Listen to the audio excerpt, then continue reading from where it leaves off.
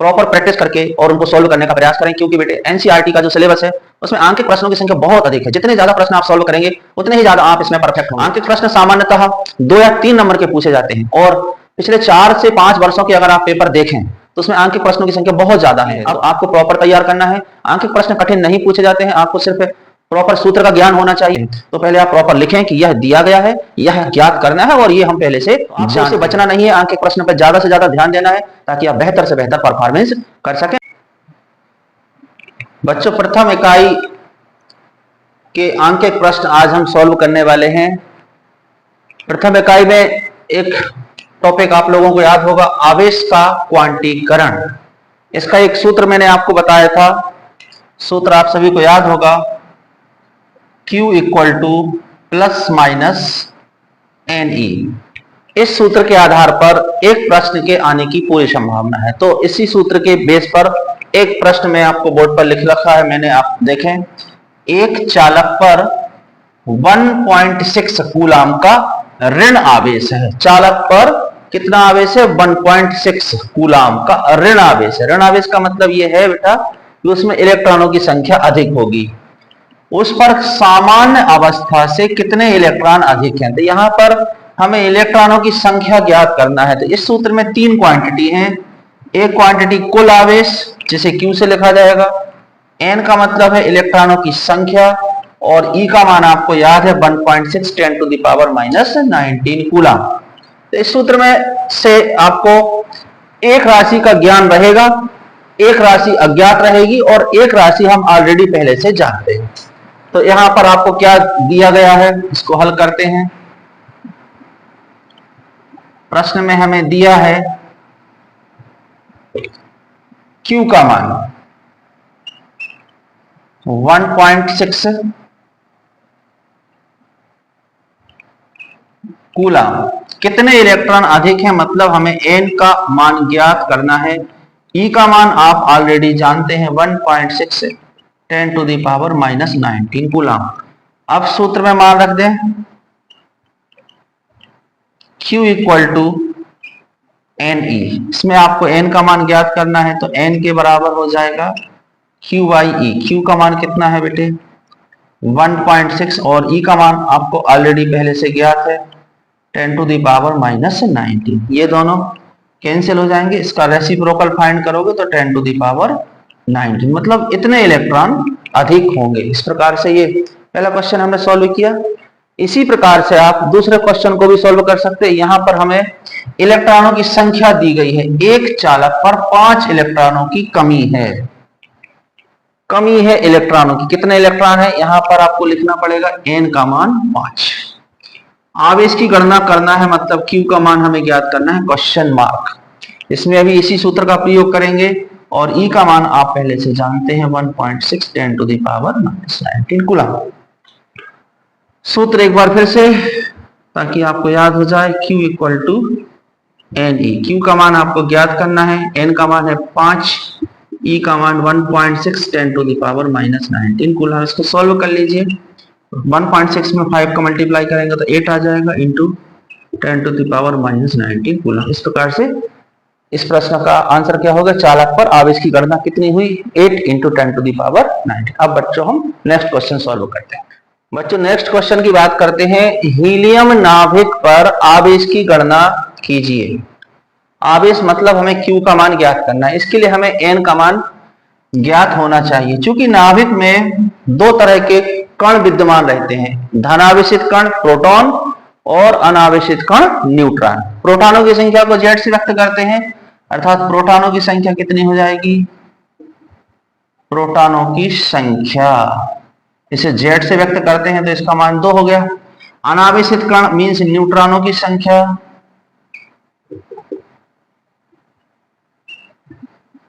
और इसके लिए फार्मूला बनेगा A minus Z means 4 minus 2। लेकिन यहां पर कोई आवेश नहीं होता न्यूट्रॉनों में, आवेश केवल किसमें होता है? प्रोटॉनों में होता है। तो आवेशित कणों की संख्या 2 हो रही है, अर्थात यहाँ N का मान क्या हो रहा है? नाभिक के अंदर मौजूद प्रोटॉन अर्थात N का मान हो जाएगा 2।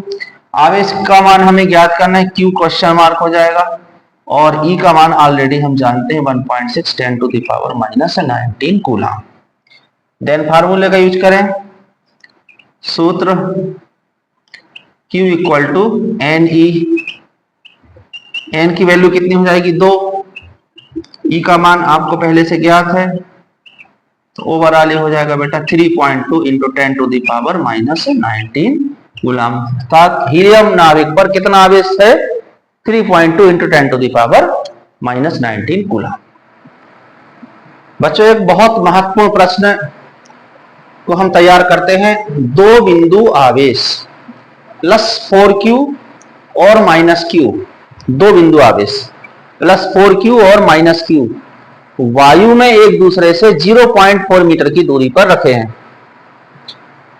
एक तीसरा आवेश इनको मिलाने वाली रेखा पर रखना है, तीसरा आवेश, और वह तीसरा आवेश है Q0 कि उस पर कोई बल ना लगे। तो ऐसा तभी संभव है जबकि प्लस 4q के द्वारा इस पर लगने वाला बल और माइनस q के द्वारा लगने वाला बल, दोनों के बल आपस में बराबर हो, अर्थात दोनों के द्वारा लगने वाले बल आपस में संतुलन की अवस्था में हो।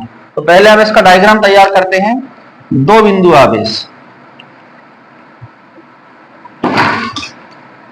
प्लस 4q और minus q, according to question इनके बीच की दूरी है 0.4 मीटर, बट अभी हम बच्चों इनको इसकी दूरी को 0.4 के रिप्लेस में हम इसको r मान लेते हैं। इसका मान हम आखिरी में रखेंगे, लास्ट में, जबकि अकॉर्डिंग टू क्वेश्चन इसका मान कितना है 0.4। अब तीसरा आवेश इनको मिलाने वाली रेखा, तीसरा आवेश सपोज यहां रख दिया हमने,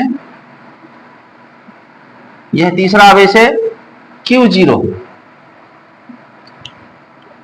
इस प्रकार से रखना है कि उस पर कोई बल ना लगे। तो 100% इस पर बल कब नहीं लगेगा, जबकि प्लस 4q के द्वारा इस पर लगने वाला बल और माइनस q के द्वारा लगने वाला बल दोनों आपस में बराबर हो। तो सपोज दैट माइनस q और Q0 के बीच की दूरी बेटा x है, तो यहां से कुल मिला के दूरी कितनी हो जाएगी r प्लस x हो जाएगी। अब प्लस 4q और Q0 के बीच में लगने वाला बल, इसी प्रकार इनके बीच में लगने वाला बल, इसके लिए कौन से सूत्र का प्रयोग करेंगे, कूलाम के नियम का प्रयोग करेंगे। तो आपको याद होगा इसका फार्मूला 1/4 पाई एप्सिलॉन नॉट। चूंकि यहां लिखा है वायु में तो हम k का प्रयोग नहीं करेंगे, Q1 के रिप्लेस में आएगा 4q, Q2 के रिप्लेस में आएगा Q0, और इस यहां से यहां तक की दूरी कितनी है r प्लस x, दूरी का स्क्वायर, बराबरी पर अब इनके बीच में लगने वाला बल 1/4 पाई एप्सिलॉन नॉट, Q1 का काम करेगा Q एंड Q2 का काम करेगा Q0, बीच की दूरी कितनी है x, दूरी का स्क्वायर। अब क्वांटिटी जो भी कैंसिल हो जाए उनको कैंसिल कर दीजिए, ये क्वांटिटी कैंसिल हो जाएगी बेटा, Q0 कैंसिल हो जाएगा, Q भी कैंसिल हो जाएगा, बचा यहां पर कितना 4 को हम क्या लिख सकते हैं 2 divided by r plus x whole square equal to, यहां पर बचेगा 1/x होल स्क्वायर। दोनों ही तरफ आप देख सकते हैं स्क्वायर है तो कैंसिल हो जाएंगे, अतः रिमेनिंग पार्ट क्या बचेगा 2 by r plus x equal to 1/x। अब क्वेश्चन में पूछा गया है कि किस बिंदु पर रखा जाए कि उस पर कोई बल ना लगे, अर्थात हमें यह दूरी ज्ञात करना है, कितनी दूरी होना चाहिए। इसको सॉल्व करें क्रॉस मल्टीप्लाई करके, 2x equal to r plus x, x का ट्रांसपोजिशन कर दें, 2x minus x equal to r, यहां बचेगा बेटा x इक्वल टू r। अब आप देख सकते हैं r की वैल्यू कितनी है, ये मैंने आपको स्टार्टिंग में बताया था 0.4, अर्थात जो r की वैल्यू है वही किसकी वैल्यू होगी, x की वैल्यू होगी, अर्थात r का मान कितना आएगा 0.4 मीटर। तो इस प्रश्न का आंसर क्या हुआ कि तीसरे आवेश को माइनस q आवेश से 0.4 मीटर की दूरी पर रखना होगा। तो ये बहुत महत्वपूर्ण क्वेश्चन है बेटे, अच्छी तरह से आप इसको तैयार करें। अब हम नेक्स्ट क्वेश्चन तैयार करते हैं। बच्चों एक और महत्वपूर्ण प्रश्न आपके सामने, हीलियम नाभिक के कारण उससे 1 एंगस्ट्रॉम की दूरी पर विद्युत क्षेत्र की गणना कीजिए। प्रश्न के दो भाग हैं, पहला भाग, दूसरा भाग इस विद्युत क्षेत्र में एक इलेक्ट्रॉन पर लगने वाले बल का मान हमें ज्ञात करना है, साथ में प्रकृति ज्ञात करना है। प्रथम वाले भाग पर सबसे इंपॉर्टेंट बात है बेटा एंगस्ट्रॉम। एंगस्ट्रॉम क्या होता है? दूरी का मात्रक है और इसको आपको मीटर में कन्वर्ट करना पड़ेगा। एक एंगस्ट्रॉम के बराबर कितना होता है? एक एंगस्ट्रॉम के बराबर होता है 10 टू द पावर -10 मीटर। तो यही इस प्रश्न की खास बात है, इसी कारण से यह प्रश्न महत्वपूर्ण हो जाता है। यह आपको एमसीक्यू में भी काम आएगा। एक एंगस्ट्रॉम कितने मीटर के बराबर होता है? 10 टू द पावर -10। हीलियम नाभिक के बारे में अभी पिछले क्वेश्चन में बात हुई थी। हीलियम नाभिक पर 2 प्रोटॉन उपस्थित होते हैं, तो 2 प्रोटॉनों पर कितना आवेश बनेगा? चूंकि हीलियम नाभिक पर 2 प्रोटॉन उपस्थित होते हैं,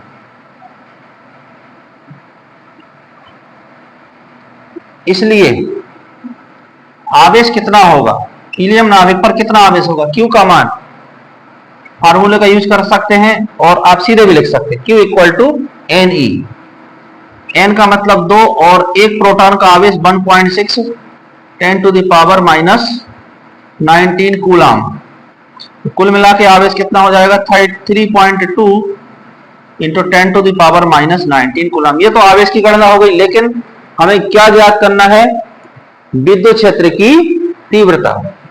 बिंदु आवेश के कारण विद्युत क्षेत्र की तीव्रता, इसका सूत्र हमें ज्ञात है। कितना होता है इसका सूत्र? बिंदु आवेश के कारण विद्युत क्षेत्र की तीव्रता, इसका आंसर 1/4πε0 Q/r²। ये फार्मूला है। अब इसको हमें सॉल्व करना पड़ेगा बेटा। E के बराबर 1/4πε0 की वैल्यू कितनी होती है? 9 इंटू 10 टू द पावर 9 होती है। Q की वैल्यू हमने कैलकुलेट कर रखी है 3.2 इंटू 10 टू द पावर -19, साथ में r²।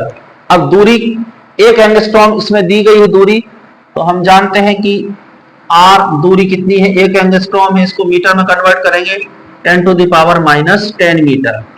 तो r का मान भी रख दीजिए, divided by r², means 10 to the power -10, साथ में बेटा इस पर स्क्वायर लगेगा क्योंकि यहां पर क्या है? Whole square. अब इसको सॉल्व करना है। सॉल्व करने का सबसे अच्छा तरीका है कि पहले हमें 10 की पावर सॉल्व करना चाहिए। 9 इंटू 3.2 इंटू, अब ये 9 प्लस का है और 19 माइनस का है, तो कितना बचेगा बेटा? 10 टू द पावर -10 बचेगा, divided by 10 to the power minus, यहां पर कितना हो जाएगा? 10 टू द पावर -20 प्राप्त हो जाएगा आपको। अब इसको ऊपर ले जाएंगे, रेसिप्रोकल फाइंड करेंगे, तो 9 into 3.2 into 10 to the power, ये ऊपर जाएगा बेटा, प्लस का हो जाएगा 10 टू द पावर 10, और ये न्यूटन पर कूलाम अर्थात विद्युत क्षेत्र की तीव्रता। आप इसका भी मल्टीप्लाई कर सकते हैं, आगे चल के मैं एक साथ कर दूंगा, और अभी चाहे तभी कर सकते हैं। ई की वैल्यू कितनी हो जाएगी? 28.8 into 10 to the power 10 newton पर कूलाम। इतनी विद्युत क्षेत्र की तीव्रता बनेगी हीलियम नाभिक के कारण एक एंगस्ट्रॉम की दूरी पर विद्युत क्षेत्र की तीव्रता यहां नहीं लिखा है। जब केवल विद्युत क्षेत्र लिखा रहे, उसका अर्थ आपको क्या निकालना है? विद्युत क्षेत्र की तीव्रता। अब इसी प्रश्न का दूसरा भाग क्या है? एक इलेक्ट्रॉन पर लगने वाला बल। तो आपको याद होगा एक फार्मूला हम पढ़ चुके हैं, F इक्वल टू, याद करें, QE। ये फार्मूला कहां आया था? विद्युत क्षेत्र की तीव्रता का सामान्य सूत्र E इक्वल टू F/Q। चूंकि बात हो रही है इलेक्ट्रॉन की, एक इलेक्ट्रॉन के लिए यही फार्मूला क्या हो जाएगा? E इंटू E हो जाएगा। क्यों? क्योंकि एक इलेक्ट्रॉन, Q का मान 1 इलेक्ट्रॉन, एक इलेक्ट्रॉन के बराबर। अब लगने वाला बल F इक्वल टू E का मान 1.6 into 10 to the power -19। E की वैल्यू हमने यहां पर कैलकुलेट कर रखी है 28.8 इंटू 10 टू द पावर 10। अब इसको सॉल्व करना है। इन दोनों का आप मल्टीप्लाई कर लीजिए और 10 टू द पावर 19 में से 10 टू द पावर 10 को आप सॉल्व कर लीजिए। इसका मल्टीप्लाई आप लोग स्वयं करेंगे 28.8 और ये मैं सॉल्व कर देता हूं तो 10 टू द पावर बचेगा बेटा -9। इस तरह से इतना बल आएगा किस पर, इतना बल किस पर आएगा, एक इलेक्ट्रॉन पर लगने वाले बल का मान। अब चूंकि हीलियम नाभिक में 2 प्रोटॉन है और वो 2 प्रोटॉन एक इलेक्ट्रॉन को अपनी ओर आकर्षित करेंगे, अर्थात बल की प्रकृति क्या हो जाएगी बेटा, आकर्षण की हो जाएगी। साथ में आप यहां न्यूटन का प्रयोग करेंगे। अब इसको आप कैलकुलेट कर लेना, मल्टीप्लाई आप करना, कोई बड़ी बात नहीं, आप लोग इजीली कर लेंगे। तो इसका मल्टीप्लाई करके फाइनल आंसर आप लिख सकते हैं। बच्चों, आज मैंने आपके सामने अपने वीडियो के द्वारा जितने भी आंकिक प्रश्न शेयर किए हैं, आप उन सभी प्रश्नों का अच्छी तरह से प्रॉपर प्रैक्टिस करके और उनको सॉल्व करने का प्रयास करें, क्योंकि बेटे एनसीईआरटी का जो सिलेबस है उसमें आंकिक प्रश्नों की संख्या बहुत अधिक है। जितने ज्यादा प्रश्न आप सॉल्व करेंगे उतने ही ज्यादा आप इसमें परफेक्ट होंगे। आंकिक प्रश्न सामान्यतः 2 या 3 नंबर के पूछे जाते हैं और पिछले 4 से 5 वर्षों के अगर आप पेपर देखें तो उसमें आंकिक प्रश्नों की संख्या बहुत ज्यादा है। अब होता क्या है बेटा, कॉन्सेप्चुअल क्वेश्चन आते हैं, आंकिक प्रश्न आते हैं और जो व्यंजक होते हैं, डेरिवेशन होते हैं, उनकी संख्या बहुत कम होती है। तो आपको प्रॉपर तैयार करना है। आंकिक प्रश्न कठिन नहीं पूछे जाते हैं, आपको सिर्फ प्रॉपर सूत्र का ज्ञान होना चाहिए और प्रश्न को ठीक से पढ़ें। उसमें नॉन क्वांटिटी मतलब क्या दिया गया है और हमें कौन सी राशि ज्ञात करना है। इसके साथ साथ कुछ ऐसी राशियां होती हैं जिनके मान हमें पहले से ज्ञात होते हैं, तो पहले आप प्रॉपर लिखें कि यह दिया गया है, यह ज्ञात करना है और ये हम पहले से जानते हैं। और जब आंकिक प्रश्न को हल करते समय फाइनल आंसर लिखें बेटे, उसमें इकाई का जरूर प्रयोग करें। तो आपको इससे बचना नहीं है, आंकिक प्रश्न पर ज्यादा से ज्यादा ध्यान देना है ताकि आप बेहतर से बेहतर परफॉर्मेंस कर सकें। नेक्स्ट वीडियो में आपको पुनः मैं इसी चैप्टर के कुछ और आंकिक प्रश्न आपके सामने शेयर करूंगा। इन्हीं शब्दों के साथ जय हिंद, जय भारत।